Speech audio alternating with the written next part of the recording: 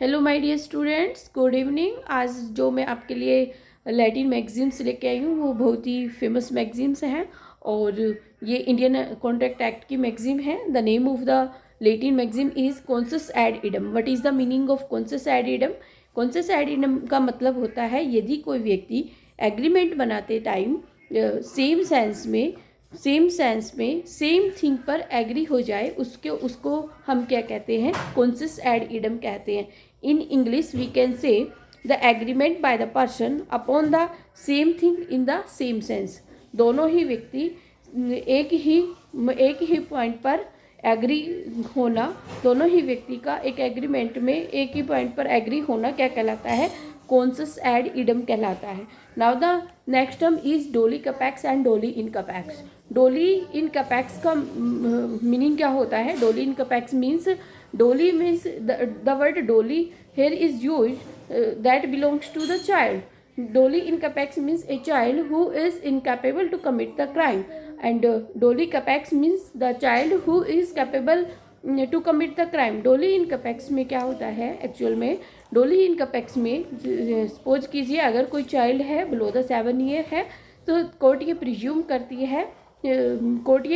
करती है कि 7 ईयर से जो कम एज का जो चाइल्ड है दैट इज़ वेरी इनोसेंट, और इतनी कम एज में उस बच्चे के किसी से द्वेष भावना इस तरह से कुछ नहीं हो सकता, तो उसको क्राइम कमिट करने की भी आवश्यकता नहीं है।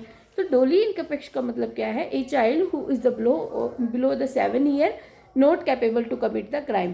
But in the case of the age of the child is 7 to 12 year, अगर उस बच्चे की जो आयु है 7 साल से कम ना होकर 7 से 12 साल के बीच में है, तब उसकी मेजॉरिटी ऑफ अंडरस्टैंडिंग देखी जाएगी।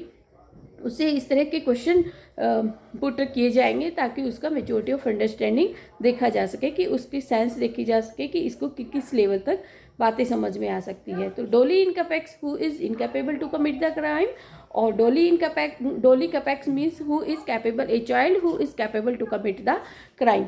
सो both of words is very simple. Now the next is ex officio. Ex officio means by the office.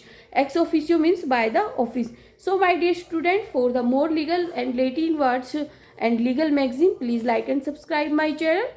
Thank you। इस तरह से ही मैं आपके लिए और न्यू टर्म्स लेके आऊँगी और आपके लिए इंग्लिश को बहुत ही इजी कर दूँगी, इजी बना दूँगी ताकि आपको अच्छे से ये लर्न हो जाए। बट उसके लिए आपको एक काम करना होगा, उसके लिए आपको मेरे चैनल को लाइक एंड सब्सक्राइब करना होगा। Thank you.